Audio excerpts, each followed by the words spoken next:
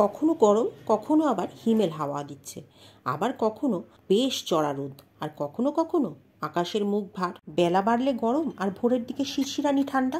কোনো কোনো দিন সারাদিন রোদের মুখই দেখা যাচ্ছে না, আবার কোনো কোনো দিন এমন চড়া রোদে শুকনো হাওয়া দিচ্ছে মনে হচ্ছে যেন লু বইছে।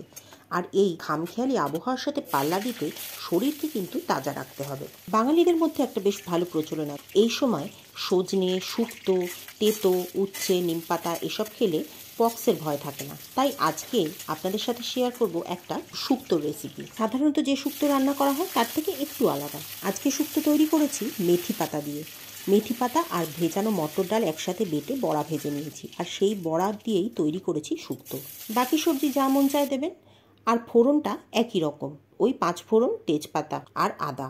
বাটা মশলাটা বানিয়েছি 1 চামচ পোস্ত, আধ চামচ কালো সর্ষে, আধ চামচ সাদা সর্ষে আর আধ চামচ রাঁধুনি দিয়ে।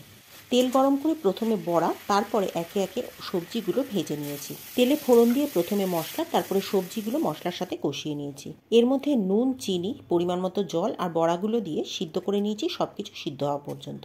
আর শেষে দুধ আর ঘিটা তো দিতেই হবে। এই শুক্তোতে যেহেতু বড়া আছে তাই বড়ির ব্যবহার নেই, আর উচ্ছে নেই বলে তেঁতোর ভাবটাও একটু কম। শুক্তো পক্স প্রোটেকশন করে কিনা জানা নেই, তবে পেট ঠান্ডা করে এটা কিন্তু একদম কনফার্ম।